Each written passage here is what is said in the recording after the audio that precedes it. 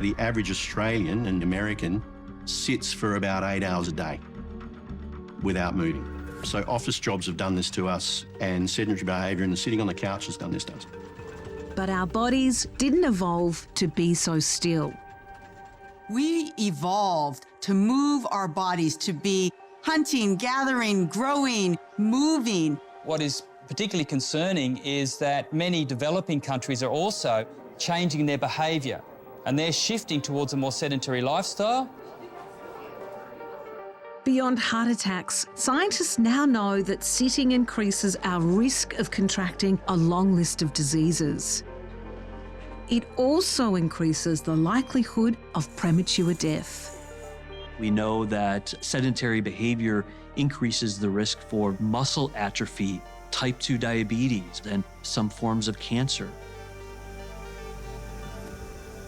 So we've become idle creatures who are more likely to die from disease. But surely if we exercise for 30 minutes every day, we're mitigating the effects of sitting, right? I've got a colleague in Melbourne, and between us, we had an argument. My argument with him was along the lines that, well, I just think we should just get a bit of exercise and that'll fix it. And he said, no, there's two different things going on here. He said that you can get your half an hour of exercise a day, but there's 23 and a half hours of the day that you're not exercising in that way. Daniel decided to settle their heated debate with data. Initially, the results showed that Daniel was right. Half an hour of exercise was enough to compensate for our long days of sitting.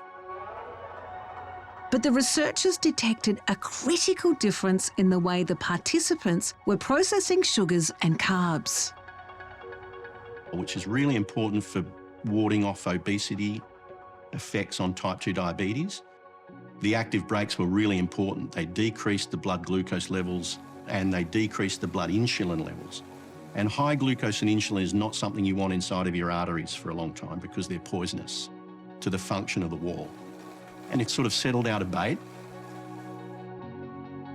Seeing this data completely changed Daniel's mind.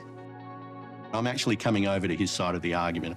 We need to encourage people in the old-fashioned way to get some exercise regularly. 30 minutes a day, moderate intensity, but also try to break up your prolonged inactivity bouts.